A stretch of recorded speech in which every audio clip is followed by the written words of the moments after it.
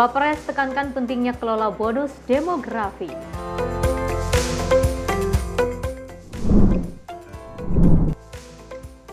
Mayat tanpa kepala dan tangan di Serang, Banten.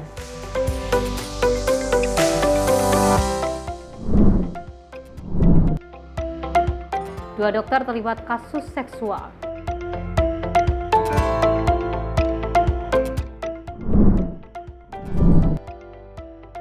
Longsor melanda perapatan Balikpapan saat Jumat Agung.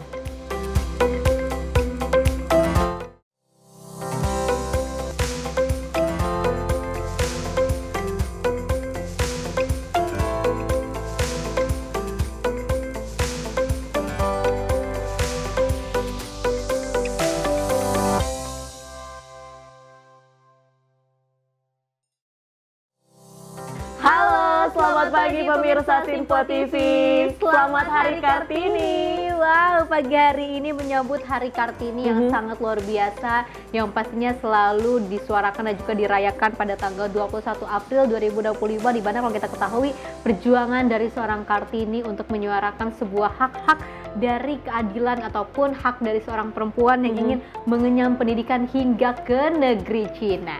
Momen peringatan Hari Kartini ini sebagai sebuah simbol semangat perempuan untuk berkarya, untuk berpendidikan dan juga berkontribusi di setiap lini kehidupan. Semoga Hari Kartini 2025 ini semakin banyak perempuan Indonesia yang semakin maju dan juga semakin bisa memberikan tenaganya, memberikan motivasinya, memberikan semuanya ini untuk kepentingan, tentunya salah satunya untuk kemajuan bangsa Indonesia. Dan tentunya informasi menarik lainnya pemirsa akan terus kami hadirkan. Ini dia Menyapa Pagi Simpo TV selengkapnya.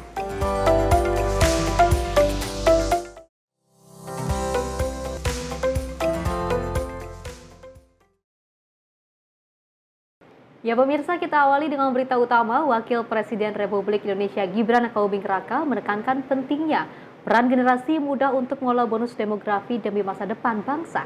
Menurutnya, pengelolaan bonus demografi harus dimanfaatkan secara optimal agar dapat menjadi jawaban atas berbagai tantangan masa depan. Wakil Presiden Gibran Raka menyebut bahwa Indonesia akan menghadapi puncak bonus demografi yang diperkirakan terjadi pada tahun 2030 hingga 2045. Pada periode itu nantinya sekitar 208 juta penduduk Indonesia akan berada pada usia produktif sehingga dapat membuka peluang besar untuk mempercepat pembangunan. Gibran pun menekankan agar peluang tersebut bisa dikelola dengan baik agar tak hanya berupa angka statistik semata. Saat ini Indonesia berada dalam momen yang sangat menentukan. Berada di tengah beragamnya tantangan global, baik itu ekonomi, perang dagang, geopolitik, maupun perubahan iklim yang membawa perubahan di berbagai sektor. Tapi di sisi lain, Indonesia sebagai negara yang besar, sebagai negara yang menaungi kehidupan 284 juta penduduknya, harus tetap tumbuh, harus tetap lincah, dan adaptif. Tantangan ini memang ada, bahkan begitu besar. Tapi yakinlah, peluang kita juga jauh lebih besar. Tentu banyak yang sudah mendengar tentang bonus demografi. Kondisi di mana lebih dari separuh penduduk suatu negara berada pada usia produktif. Ya, Indonesia akan mendapatkan puncak bonus demografi di tahun 2030 sampai tahun 2045. Menurut Gibran, generasi muda saat ini menjadi pemegang peran kunci dalam menentukan arah kemajuan negara. Tak hanya itu, kolaborasi antara pemerintah, sektor swasta, dan akademisi hingga masyarakat pun merupakan hal yang penting untuk memastikan bahwa peluang bonus demografi bisa benar-benar dimanfaatkan bagi kemajuan negara. Dari Jakarta, tim Simpo TV melaporkan. Selain itu, Menteri Kehutanan RI Raja Juli Antoni melakukan kunjungan ke salah satu pemegang perizinan berusaha pemanfaatan hutan atau PBPH di Provinsi Kalimantan Tengah pada Kamis 17 April 2025. Kunjungan dilakukan untuk melihat langsung pengelolaan hutan lestari diterapkan oleh pemegang PBPH. Dengan didampingi oleh Dirjen PHL dan Irjen Kemenhut, Menteri Kehutanan RI Raja Juli Antoni melakukan kunjungan ke salah satu pemegang perizinan berusaha pemanfaatan hutan atau PBPH di Provinsi Kalimantan Tengah pada Kamis 17 April 2025. Menhut mengunjungi PBPH PT Sarpatim di Sampit, Kalimantan Tengah, salah satu unit usaha kebutuhan dengan sertifikasi baik. Dalam kesempatan itu, Menhut menyaksikan langsung bagaimana produksi dan konservasi bisa berjalan seiring. Perusahaan HPH itu identik dengan perusakan alam, ya, penebangan hutan. Namun banyak juga ternyata pengalaman positif, ya. Salah satunya yang saya kunjungi hari ini, PT SAR Patin, ya, sudah berdiri dari tahun 73 dengan berbagai macam metode, ya, melibatkan research, ilmu pengetahuan. Kita melihat bahwa ini salah satu contoh di mana perusahaan, ya, yang melibatkan masyarakat juga dapat produktif, tapi pada saat bersamaan dapat menjaga alam dengan baik. Pengelolaan hutan yang bukan hanya menghasilkan, melainkan juga menjaga alam dan memberdayakan masyarakat dinilai harus menjadi contoh. Tim redaksi Sinpo TV melaporkan. Selain itu, Menteri Pertahanan RI Syafri Samsudin menerima kunjungan kehormatan Duta Besar Italia untuk Indonesia pada 17 April 2025. Pertemuan tersebut diantaranya fokus pada peningkatan kehadiran maritim di Indo-Pasifik. Bertempat di kantor Kementerian Pertahanan, Menteri Pertahanan RI Syafri Samsudin menerima kunjungan kehormatan Duta Besar Italia untuk Indonesia, Roberto Colamin, pada Kamis 17 April 2025. Pertemuan ini dalam rangka memperkuat kerjasama pertahanan bilateral. Dalam kesempatan itu, Menhan menyampaikan apresiasi atas dukungan Italia melalui pengiriman kapal Morosini Class, serta mendorong partisipasi aktif Italia pada Indo Defense 2024 yang akan dilaksanakan pada bulan Juni 2025. Dalam pertemuan tersebut, menitik beratkan pada penguatan sektor maritim di kawasan Indo-Pasifik, percepatan penyusunan Defense Cooperation Agreement, serta rencana strategis bidang kemaritiman. Dari Jakarta, tim redaksi Sinpo TV melaporkan. Dari Menteri Perdagangan Budi Santoso, pemirsa memimpin ekspos hasil pengawasan barang beredar dan juga jasa periode Januari hingga Maret 2025 pada Kamis 17 April 2025. Barang-barang yang tidak sesuai dengan ketentuan tersebut telah diamankan dengan status barang dalam pengawasan. Bertempat di kantor Kementerian Perdagangan, Menteri Perdagangan RI Budi Santoso memimpin ekspos hasil pengawasan barang beredar dan jasa periode Januari hingga Maret 2025 pada Kamis 17 April 2025. Mendak menyebut selama periode Januari hingga Maret 2025, Ditjen PKTN Kemendak telah melakukan pengawasan peredaran barang dan jasa, baik secara berkala maupun khusus. Pengawasan dilakukan terhadap barang yang diduga tidak memenuhi ketentuan dengan beberapa pelanggaran, yaitu tidak sesuai dengan SNI. Di antaranya tidak menggunakan label berbahasa Indonesia, tidak memiliki manual, kartu garansi, dan tidak memiliki nomor registrasi kesehatan dan keselamatan, keamanan, dan lingkungan. Sanksi dapat dilakukan, ya, berupa teguran tertulis, kemudian penghentian sementara semua kegiatan dan atau pencabutan perizinan berusaha, kemudian peringatan tertulis sampai pelaku usaha melakukan perbaikan terhadap pelanggaran yang dilakukan, dan penghentian pelayanan jasa serta larangan memperdagangkan dan melakukan penarikan barang dari distribusi dan pemusnahan barang. Untuk produk impor, terdapat 10 perusahaan dan 5 kategori produk impor. Sementara untuk produk lokal, ditemukan 10 perusahaan yang melanggar pada 2 kategori produk. Dari Jakarta, tim redaksi Sinpo TV melaporkan. Informasi lainnya, pemirsa, sejumlah anak-anak dan warga sambut meriah kedatangan punggawa Timnas U17 Muhammad Zahabi Goli saat pulangnya ke rumahnya di Cikunir, Kota Bekasi, Jawa Barat. Selain anak-anak dan warga, kepulangan pemain klub Persija Jakarta disambut pihak keluarga dan juga wali Kota Bekasi. Usai bermain di Piala Asia dan membawa Garuda Muda masuk ke Piala Dunia 2025, pemain Timnas U17 Muhammad Zahabi Goli disambut meriah oleh sejumlah anak-anak dan warga saat pulang ke rumahnya di Jalan Haji di Jalan Madrais, Kampung Cikunir, Kelurahan Jakamulya, Kota Bekasi, Jawa Barat. Selain warga, kepulangan Goli juga disambut oleh pihak keluarga bersama wali Kota Bekasi. Saat tiba dan turun dengan menggunakan mobil Ascot Kota Bekasi, warga pun langsung merebut untuk meminta foto kepada pemain winger Timnas U17 dan klub Persija Jakarta. Wali Kota Bekasi Tri Adianto Cahyono mengatakan penyambutan dilakukan sebagai apresiasi kepada salah satu bibit muda di Kota Bekasi di dunia sepak bola.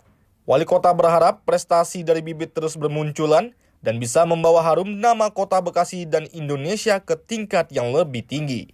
Ada satu spirit semangat agar ini bisa menebar kepada anak-anak yang hari ini sedang berjuang, ingin menunjukkan eksistensi mereka bisa berprestasi di sepak bola. Pemerintah terus berupaya untuk bisa membangkitkan gairah sepak bola di Kota Bekasi. Kita mengirimkan U10, U13 ke Malaysia, dan insya Allah bulan Juni kita juga akan mengirimkan U15 ke Korea Selatan.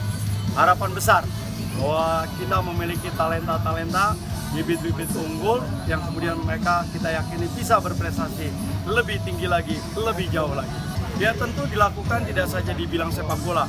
Ya, kami sudah menyiapkan gedung olahraga 6 lantai, bola basket kita rehab, bola voli sudah selesai, lapangan bulu tangkis sudah oke, kemudian juga ada lapangan untuk sepatu roda, dan berbagai venue-venue yang lain yang terus akan kita siapkan.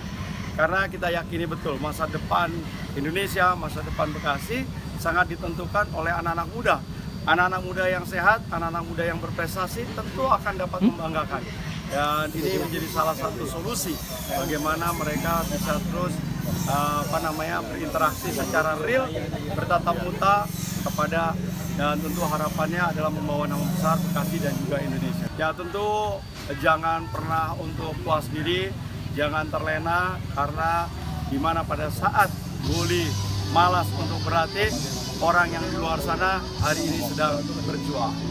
Sementara itu, Muhammad Zahabi Goli mengatakan bangga bisa membawa timnas U17 masuk ke Piala Dunia U17. Selain itu, Goli mengucapkan terima kasih atas dukungan dari seluruh masyarakat dan pihak keluarga serta pemerintah Kota Bekasi kepada timnas U17. Alhamdulillah, saya cukup bangga, terima kasih Pak Wali Kota sudah mengapresiasi saya. Alhamdulillah, Goli bisa dapat selalu baik di dunia.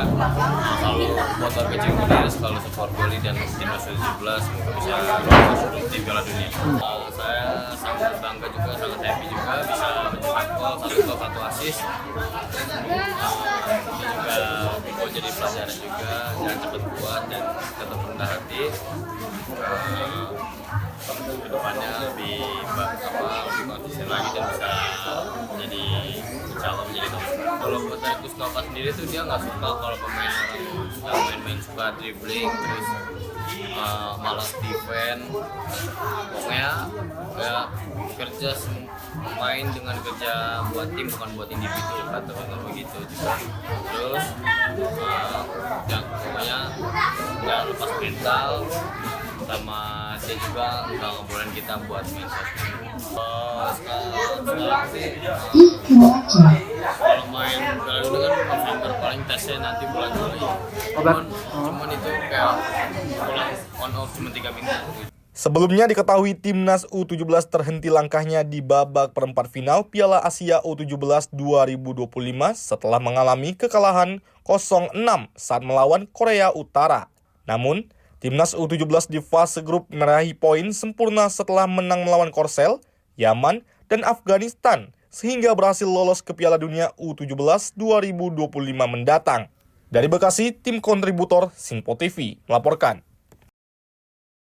Kepulangan timnas U17 ini sebenarnya sudah beberapa hari lalu ini disambut langsung oleh Ketua Umum PSSI Erick Thohir. Dan meskipun kalah dalam laga Piala Asia U17, namun sudah mengamankan tiket untuk putaran final di Piala Dunia U17, Festi.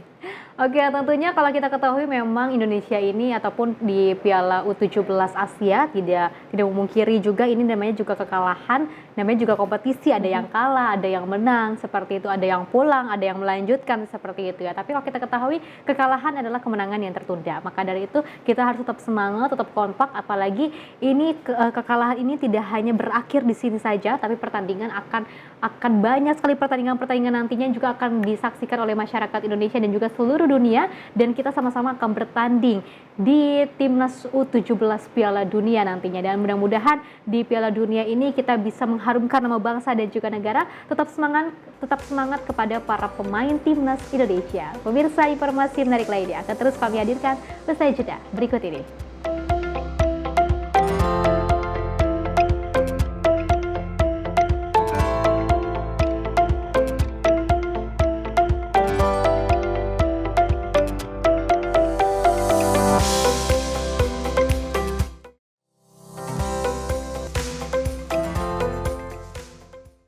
Halo, selamat pagi pemirsa Sinpo TV, selamat pagi Andi. Selamat pagi, Fen. Beragam informasi terbaru hadir menemani Anda sebelum memulai hari. itu memang dari Menteri Perhubungan juga mendukung, Betul. dari Menteri Keuangan juga mendukung, dan kita sebagai masyarakat pun juga Harus mendukung. Mengangkat isu yang tengah menjadi pembicaraan paling hangat. Semarakan pagi Anda bersama Menyapa Pagi. Setiap Senin hingga Jumat pukul 6 pagi. Hanya di Sinpo TV.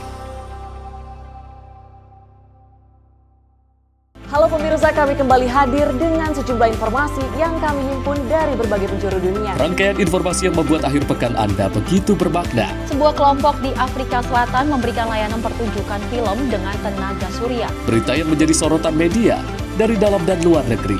Kami hadirkan untuk menemani pekan Anda dalam Sinpo Dunia Sepekan, Sabtu dan Minggu pukul 9 pagi. Hanya di Sinpo TV. Halo, selamat malam pemirsa. Senang sekali rasanya kami mengisi ruang informasi Anda. Akhiri aktivitas Anda dengan rangkuman perkembangan peristiwa yang terjadi sepanjang hari. Sebelumnya kita saksikan ada sekitar 3.000 tamu undangan, sementara di Ibu Kota Nusantara ini ada sekitar 2.000 tamu undangan. Rangkaian informasi nasional dan mancanegara dirangkum sebagai penutup hari dalam Menyapa Malam. Setiap Senin hingga Jumat pukul 8 malam, hanya di Sinpo TV. Kami hadir dengan rangkaian informasi dari berbagai penjuru dunia. Topik dan isu yang tengah menjadi sorotan mancanegara dikemas dengan lengkap untuk Anda.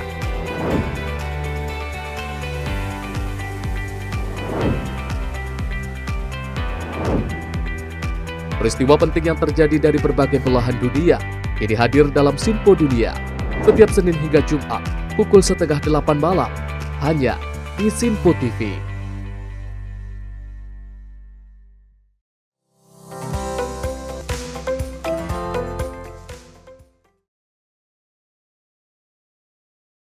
Anda masih menyaksikan Menyapa Pagi, pemirsa. Sebuah KRL komuter lain jurusan Bogor Jakarta Sabtu petang anjlok usai menabrak mobil yang tengah melintasi perlintasan Kedung Badak Kota Bogor.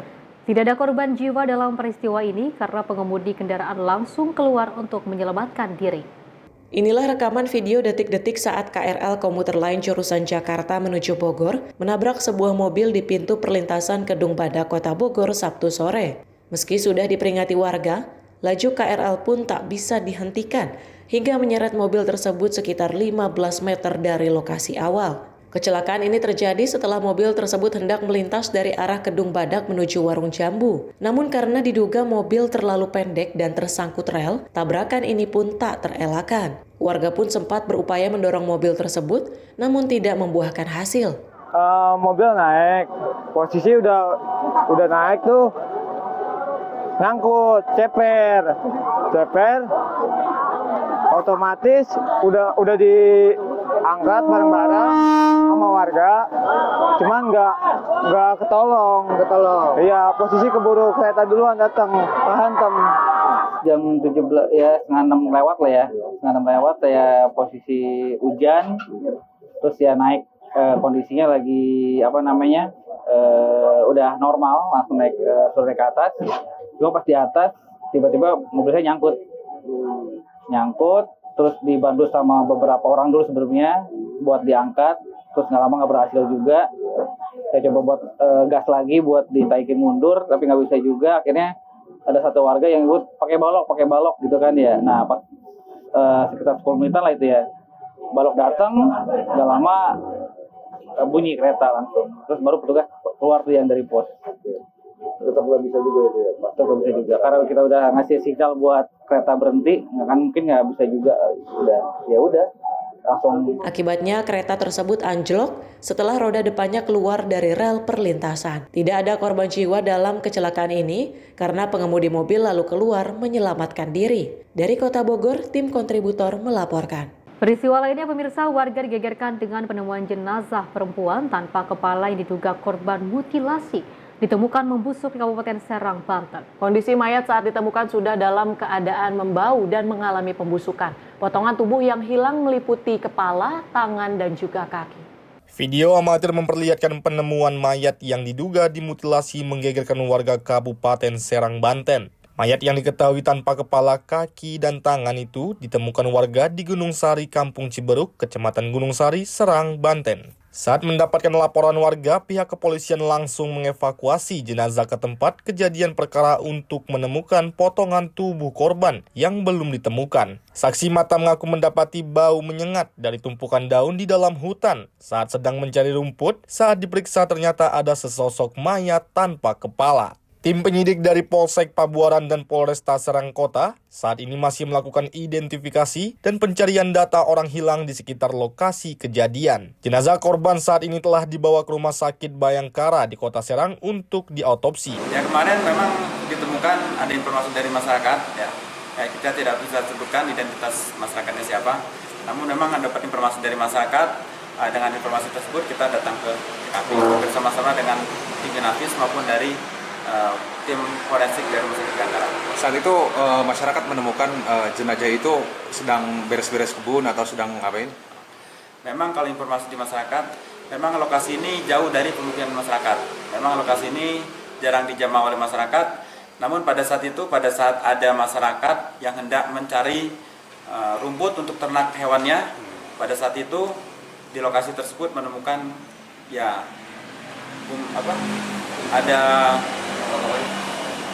ada bau yang tidak sedap di bawah daun-daun pohon. Akhirnya pada saat dilihat ternyata ada sesosok. Polisi mengimbau masyarakat yang memiliki informasi untuk segera melaporkannya. Dari Serang, Banten, kontributor Sinpo TV melaporkan. Selain itu pemirsa, Menteri Lingkungan Hidup Republik Indonesia Hanif Faisal Nurrafiq melakukan kunjungan kerja dengan melakukan peninjauan di pembangkit listrik tenaga sampah Putri Cempo, Kota Solo. Dalam kunjungannya, Menteri Lingkungan Hidup meminta Wali Kota Solo untuk percepat penanganan sampah. Menteri Lingkungan Hidup Hanif Faisal Nurrafiq mengunjungi stasiun pembangkit listrik tenaga sampah atau PLTSA Putri Cempo di Mojosengo, Jebres, Solo, Jawa Tengah, Jumat 18 April 2025. Dalam kunjungannya, selain mendengar paparan para operasional, Menteri Hanif yang didampingi Wali Kota Solo Respati Ardi meninjau langsung pembangunan stasiun PLTSA Putri Cempo. Menteri Hanif juga meminta agar pemerintah Kota Solo bisa segera menghimpun dan kemudian menyampaikan setiap permasalahan lapangan yang muncul dalam operasional PLTSA Putri Cempo ke Kementerian Lingkungan Hidup. Seperti diketahui, PLTSA Putri Cempo merupakan satu dari 12 tempat pengolahan sampah yang menjadi energi yang dicanangkan oleh pemerintah. Sesuai dengan Perpres nomor 35 tahun 2018 tentang percepatan pembangunan instalasi pengolah sampah menjadi energi listrik berbasis teknologi ramah lingkungan. Menteri Hanif juga menyampaikan baru ada 2 tempat pengolah sampah menjadi energi listrik yang telah beroperasi semenjak adanya Perpres tersebut. Rapat kabinet juga telah dilakukan untuk percepatan penanganan sampah di daerah yang timbunan sampahnya mencapai 1.000 ton. Kedatangannya kali ini ke PLTSA Putri Cempo adalah bentuk melihat langsung operasional tempat pengolah sampah tersebut, serta mengetahui kendala yang dialami sejauh ini. Oleh karena itu, pihaknya berharap kepada Wali Kota Solo dapat menyampaikan kendala atau permasalahan ke kementerian dalam waktu dekat, sebagai bahan mengambil kebijakan. Fundamental dasar isu ini, isu dasar lingkungan yang kemudian belum selesai, yaitu sampah. Jadi sampah, kita hari ini berdiri di Putri Cempo, suatu klasifikasi dalam rangka penyelesaian sampah untuk energi, waste to energy. Dulu Perpresnya 35 tahun 2018. Kemudian di dalam pelaksanaannya ternyata semenjak Perpres itu berjalan, baru 2 yang telah dan sedang operasional, sementara 1 Palembang baru akan selesai konstruksi tapi belum COD. Kemudian sisanya lagi berarti 9 yang masih struggle untuk eksekusi. Kemudian dilakukan beberapa rapat kabinet dan seterusnya. Kemudian Bapak Presiden minta ada akselerasi. Nanti detailnya kita nunggu Perpres karena mungkin tidak pas kita minta ujian, tapi ini sedang Bapak Presiden ingin diselesaikan. Bapak Presiden memberikan kepada kami arahan-arahan untuk segera menyelesaikan sampah, diantaranya juga sampah-sampah yang timbulan hariannya mencapai 1.000 ton per hari, baik itu 1 kabupaten atau beberapa kabupaten, termasuk Surakarta ini. Kehadiran hari ini saya ke sini salah satunya untuk ketemu Bapak Wali Kota untuk minta tolong beliau agar segera mengoperasionalkan penanganan sampah sampai ke hulu, Pak Wali Kota izin. Sementara itu, Wali Kota Solo Respati Ardi mengungkapkan Presiden konsen terhadap permasalahan sampah. Oleh karena itu, pihaknya akan menyiapkan bahan untuk paparan ke pusat terkait permasalahan sampah yang ada di Kota Solo. Masalahnya itu energi. Tapi yang terjadi penting, yang paling penting ini, waste to energy itu tidak bisa serta-merta acuannya hasil energi. Tapi ini pengolahan sampah. Jadi Pak Presiden hari ini concern sekali. Jadi dia tahu khusus PLTSA dibedakan dong dengan batu bara, energi mineral gitu. Ini intinya ya akan ada subsidi dari pemerintah terkait pembelian KWH-nya. Dari hasil olahan tersebut, PLTSA Putri Cempo mampu menghasilkan sedikitnya 1,6 megawatt listrik per hari. Pihak PLTSA Putri Cempo menargetkan pada Agustus 2025 mendatang, seluruh sampah harian tersebut mampu diolah dan diubah menjadi listrik mengingat saat ini sedang mengembangkan bangunan tambahan seluas 3.000 meter persegi untuk pengolahan sampah. Dari Solo, Jawa Tengah, kontributor Sinpo TV melaporkan. Pemirsa, dari Gubernur Banten Andra Sodi juga turun langsung dalam pembersihan sampah di sepanjang Pantai Teluk di Desa Teluk, Kecamatan Labuan. Dalam penanganan sampah, Andra menyebut perlu ada solusi secara komprehensif. Ia juga mendorong Pemkab Pandeglang dan Pemdes Teluk membentuk koperasi merah putih dan mengembangkan potensi masyarakat sekitar. Pemprov Banten melakukan pembersihan sampah yang menumpuk di sepanjang Pantai Teluk di Desa Teluk, Kecamatan Labuan, Kabupaten Pandeglang, Banten. Gubernur Banten Andra Sodi turun langsung dalam pembersihan. Kepala Dinas Pekerjaan Umum dan Penataan Ruang Banten Arlan Marzan mengatakan sebelumnya, DPUR Banten telah melakukan pembersihan di Pantai Teluk bersama dengan Pandawara Group. Ia mengatakan sampah yang terletak di sepanjang pantai didominasi oleh sampah rumah tangga. Berdasarkan arahan Gubernur Arlan mengatakan pihaknya akan berkoordinasi dengan pihak Pemkab Pandeglang untuk mencari solusi agar fenomena ini tidak kembali terulang. Arlan mengatakan dalam proses pembersihan ini pihaknya menurunkan 120 personil, 5 mobil truk, dan 2 alat berat. Ia menyatakan dengan adanya bantuan dari masyarakat bisa mempercepat proses pembersihan. Tim redaksi Sinpo TV melaporkan. Dari Wali Kota Bandung, Muhammad Farhan menegaskan perlunya perubahan paradigma dalam pengelolaan sampah khususnya di lingkungan perkotaan. Hal ini disampaikan saat menghadiri kegiatan bebersih di Kecamatan Astana Anyar yang merupakan bagian dari inisiatif River Clean Up Indonesia bersama berbagai pihak. Sampah hari ini adalah tanggung jawab hari ini juga. Kalimat itu diucapkan tegas oleh Wali Kota Bandung Muhammad Farhan saat menghadiri aksi bersih-bersih di Kecamatan Astana Anyar Sabtu 19 April 2025. Bukan sekedar slogan, pernyataan ini mencerminkan perubahan besar dalam cara pemerintah kota menanggapi persoalan sampah yang tak kunjung habis. Ia menyoroti pola pikir lama seperti buang sampah pada tempatnya, kini tidak lagi cukup. Sebab kenyataannya banyak sampah yang tetap berakhir di sungai. Ia pun mengapresiasi keterlibatan aktif masyarakat dan lembaga dalam upaya ini.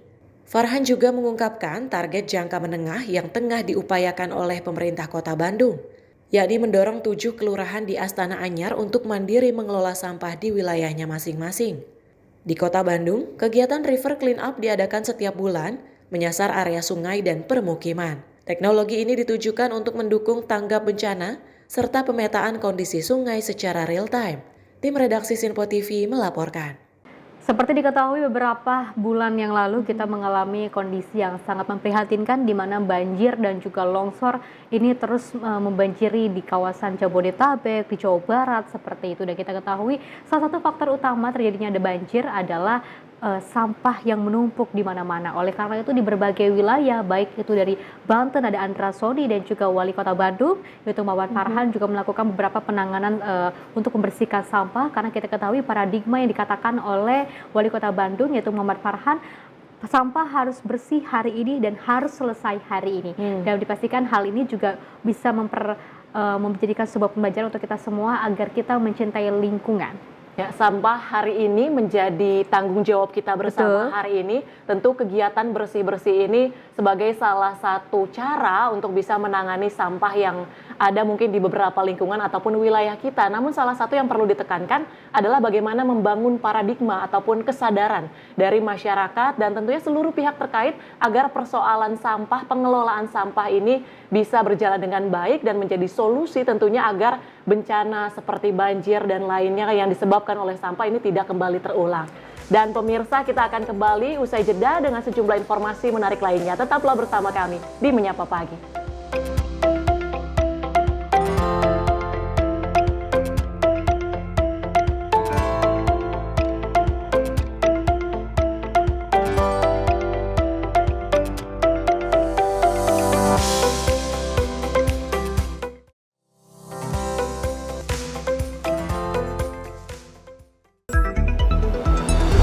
Jadilah yang pertama mengetahui perkembangan terkini seputar informasi dari lembaga parlemen. Punya data nasional, tidak ada satupun backup berarti kan? Tiba-tiba ada putusan yang nggak masuk akal dan seperti ini gitu. Kita biarkan rekomendasi kepada KPK, periksa! Kami hadirkan informasi paling akurat untuk mengawal setiap informasi dalam rapat komisi dan paripurna. Tentunya bersama saya Andi Rezaldi yang telah kami rangkum dalam program Sinpo Parlemen. Saya Arif Rifani. Saksikan Sinpo Parlemen setiap Sabtu pukul 6 pagi hanya di Sinpo TV. Kami hadir dengan rangkaian informasi dari berbagai penjuru dunia. Topik dan isu yang tengah menjadi sorotan mancanegara dikemas dengan lengkap untuk Anda.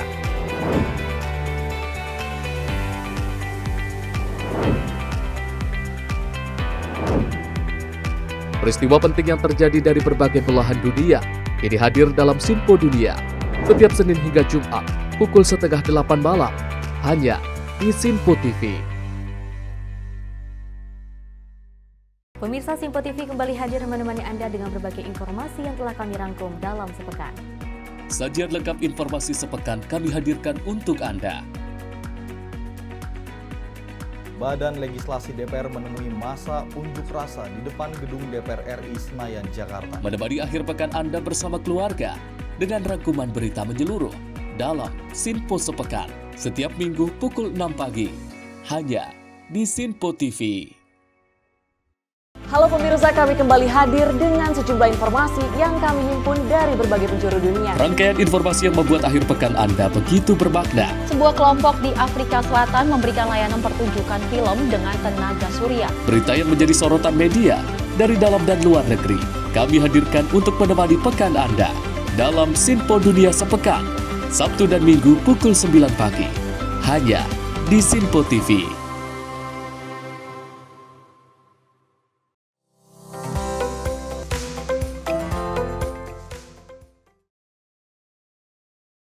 Terima kasih pemirsa, Anda masih menyaksikan Menyapa Pagi Sinpo TV. Kita lanjutkan informasinya di mana Gubernur DKI Jakarta Pramono Anung mengingatkan Dinas Kesehatan Jakarta agar pembangunan RSUD Cakung tidak mengalami keterlambatan. Pramono juga menekankan pentingnya rebranding terhadap rumah sakit untuk menghadirkan harapan baru bagi warga Jakarta.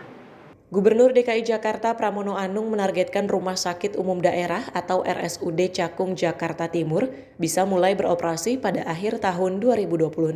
Sehingga ia mengingatkan Dinas Kesehatan Jakarta agar pembangunan RSUD Cakung tidak mengalami keterlambatan. Dalam kesempatan itu, ia pun menekankan pentingnya rebranding terhadap rumah sakit untuk menghadirkan harapan baru bagi warga Jakarta. Untuk Cakung, pembangunannya jangan sampai terlambat. Tahun depan bisa dimulai sehingga 2026 akhir sudah bisa digunakan, termasuk manajemennya sudah kita tetapkan. Saya ingin Cakung ini menjadi rumah sakit pertama yang kita rebranding. RSUD Cakung aja orang udah bad image gitu. Daerah padat penduduk, rebranding yang kita lakukan memang ini harus kita buat sesuatu yang modern.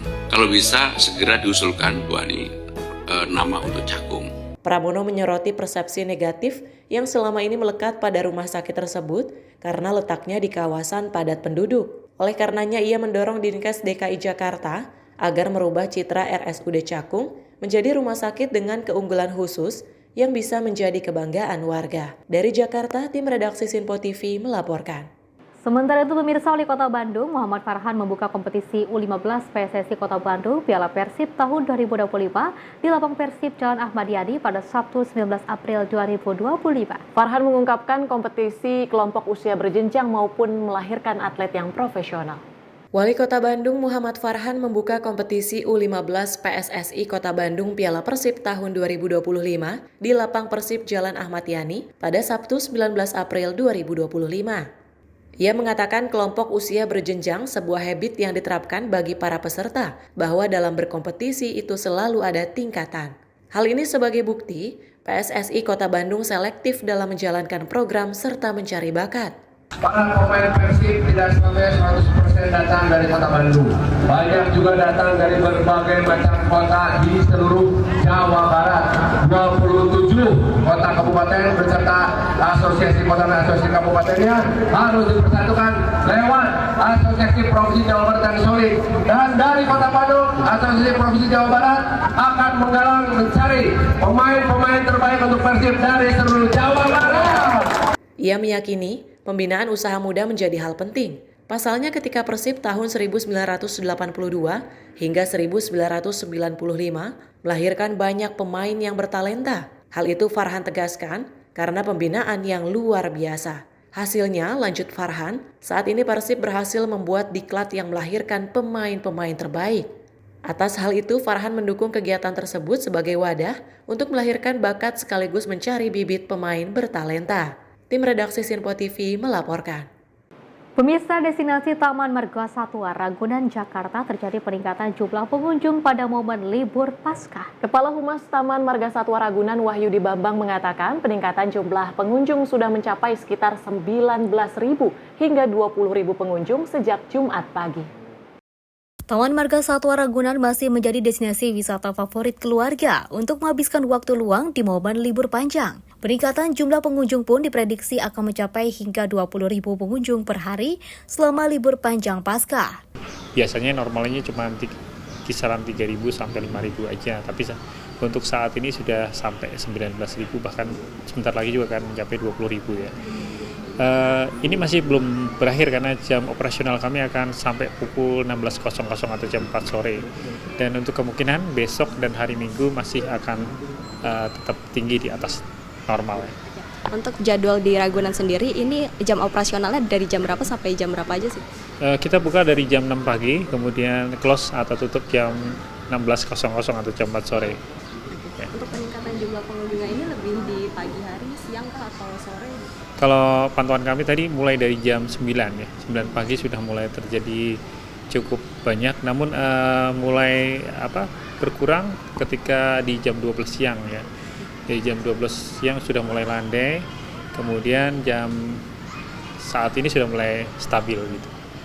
Antisipasi yang sudah dipersiapkan oleh pihak Ragunan yakni dengan menambah petugas yang berjaga dan menyiapkan kantong parkir cadangan jika terjadi lonjakan pengunjung agar masyarakat yang berkunjung tetap merasa nyaman.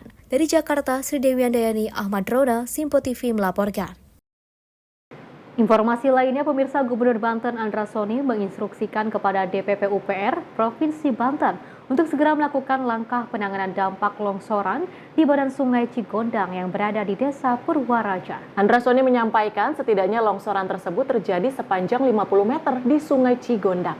Gubernur Banten Andra Soni melihat kondisi longsor di Desa Purwaraja, Kecamatan Menes, Kabupaten Serang pada Jumat 18 April 2025 malam. Selanjutnya, Andra Soni juga meminta DPUPR Provinsi Banten untuk dapat melakukan koordinasi dengan Pemkab Pandeglang dan pihak kepolisian, mengingat jalur tersebut padat dilalui oleh masyarakat. Kebetulan saya habis dari Labuan, dapat informasi bahwa longsor, dan longsornya itu kejadiannya jam 4 dari malam, jam 4. Alhamdulillah langsung didampingi oleh Pak Kadis PU.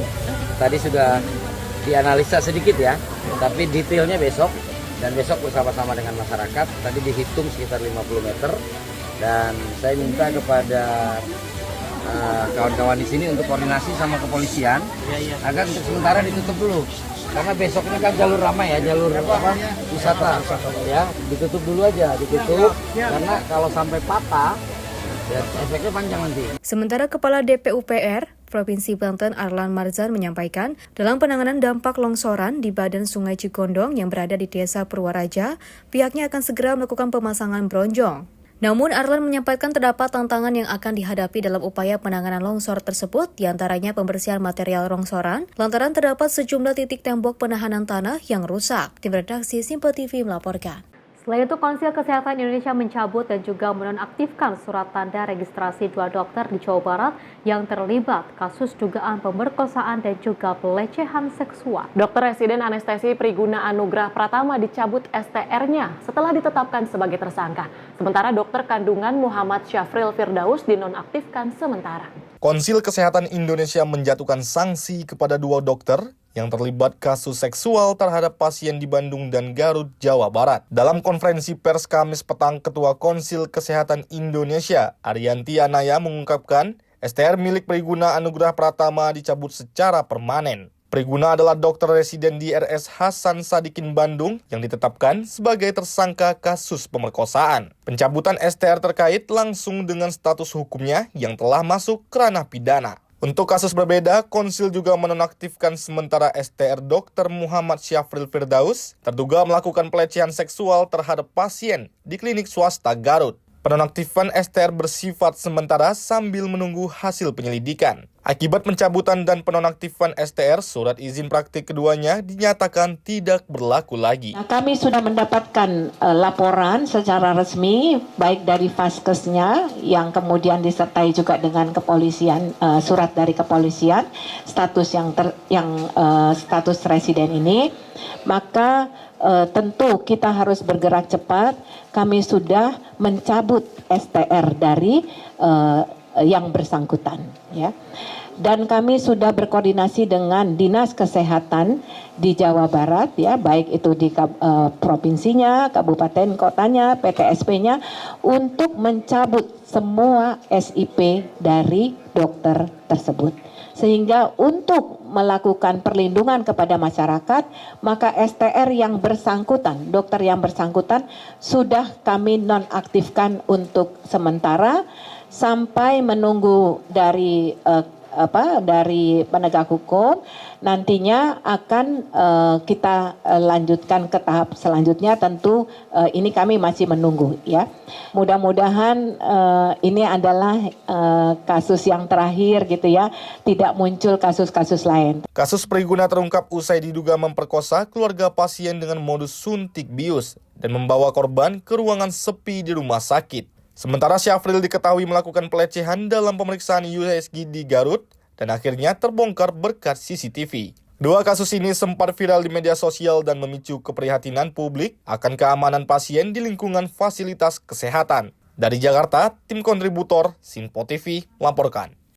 Ya pemirsa, kasus dokter yang melakukan pelecehan ini rasanya sudah mulai ada di sejumlah daerah. Betul. Usai munculnya kasus terkait dengan dokter Priguna yang melakukan pelecehan terhadap pasiennya seperti itu, sehingga diharapkan memang dari sisi pasien ini juga harus mengetahui bagaimana sebenarnya SOP atau standar operasional prosedur sebagai pasien ketika kita menjalani pengobatan. Apa saja sih langkah-langkah yang harus kita pahami sebagai pasien. Di sisi lain, kasus ini tentunya memicu kekhawatiran dan juga kecaman terhadap dunia kesehatan. Betul. Khususnya dari sisi dokter yang kita berharap kasus ini terus diusut dan menemukan titik terangnya.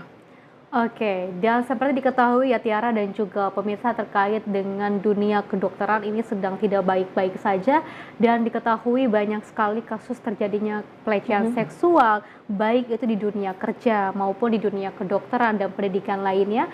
Dan ini juga kalau kita ketahui memang para korban ini menyasar kepada perempuan-perempuan Indonesia, dan pastinya di Hari Kartini ini kita sebagai perempuan kita harus bisa menyuarakan sebagai keadilan apapun yang dirasa tidak mengenakan hati dan juga tidak ada yang beres di hatinya, kita harus segera untuk bisa melapor dan jangan takut tentang ancaman apapun apabila ini membahayakan diri kita masing-masing, apalagi untuk perempuan-perempuan Indonesia pastinya. Dan kita diketahui memang untuk para pasien khususnya adalah perempuan yang ingin berkunjung dan juga berobat ke dokter dimanapun Anda berada, dipastikan harus menggunakan SOP ya. Tadi juga Tiara sempat singgung seperti itu. Dan kalau boleh sih untuk didampingi ya, baik itu dari keluarga, suami, teman, ataupun kerabat lainnya untuk bisa mendampingi kita agar terhindar dari adanya resiko-resiko yang bisa membahayakan kita semua. Pemirsa, informasi lainnya akan terus kami hadirkan usai jeda berikut ini.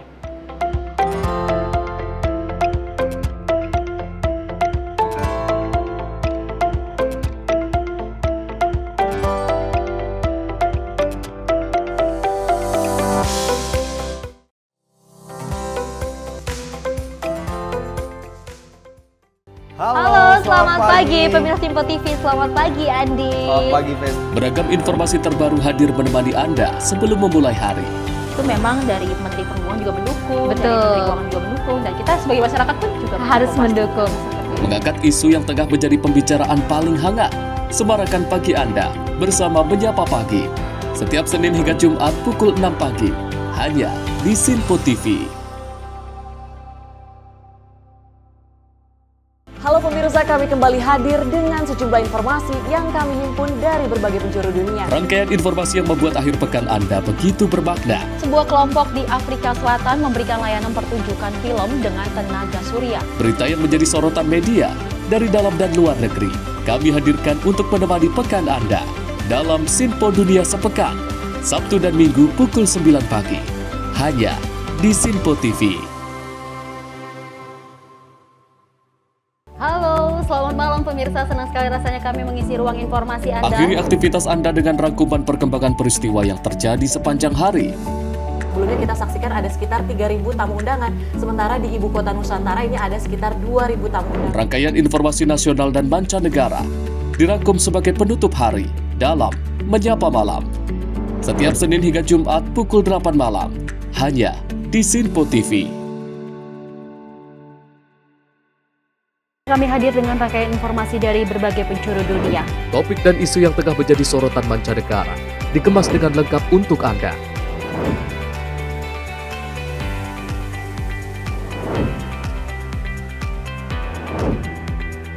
Peristiwa penting yang terjadi dari berbagai belahan dunia ini hadir dalam Simpo Dunia setiap Senin hingga Jumat pukul 7:30 malam hanya di Simpo TV.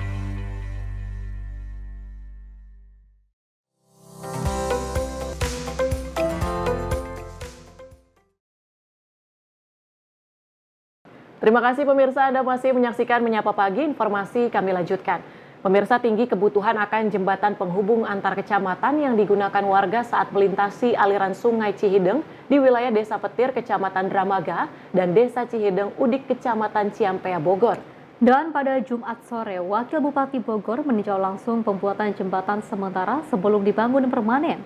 Dengan cara dibangun sementara, jembatan darurat warga bisa kembali beraktivitas tanpa harus melintasi sungai sebelum pemerintah Kabupaten Bogor membangun jembatan permanen dalam waktu yang dekat. Tingginya kebutuhan masyarakat akan sarana jembatan darurat untuk bisa dilalui pelajar maupun warga di dua desa yakni Desa Petir, Kecamatan Dramaga, Bogor dengan warga Cihideng, Udik, Kecamatan Dramaga, Kabupaten Bogor, Jawa Barat pada Jumat sore. Wakil Bupati Bogor beserta belasan para kepala desa di wilayah Dramaga dan Ciampea, Bogor meninjau langsung lokasi pembuatan jembatan darurat dari bambu sebelum dibangun pemerintah secara permanen. Kebutuhan jembatan lintas dua desa yang digunakan setiap hari ini membuat warga Desa Petir di Kampung Sempur, Kecamatan Dramaga, Bogor gelar kerja bakti pembuatan jembatan darurat dari bambu sebelum akhirnya dibuat secara permanen. Untuk memastikan kebutuhan jembatan, Wakil Bupati Bogor, Ade Ruhandi langsung mendatangi lokasi setelah sebelumnya Wakil Bupati Bogor memastikan sekolah yang biasa warga Petir Dramaga belajar. Kemarin saya lapor Pak Bupati, Pak Rudi Susmanto.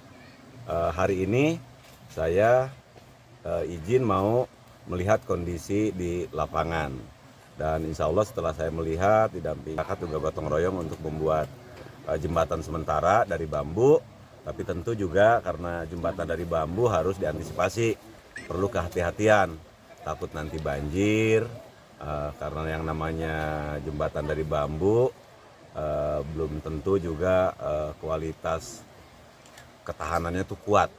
Tapi yang terpenting saya sudah melihat, dan insya Allah akan kita tindak lanjuti. Saya lapor Pak Bupati, Pak Rudi Susmanto, agar bisa direalisasi di tahun ini.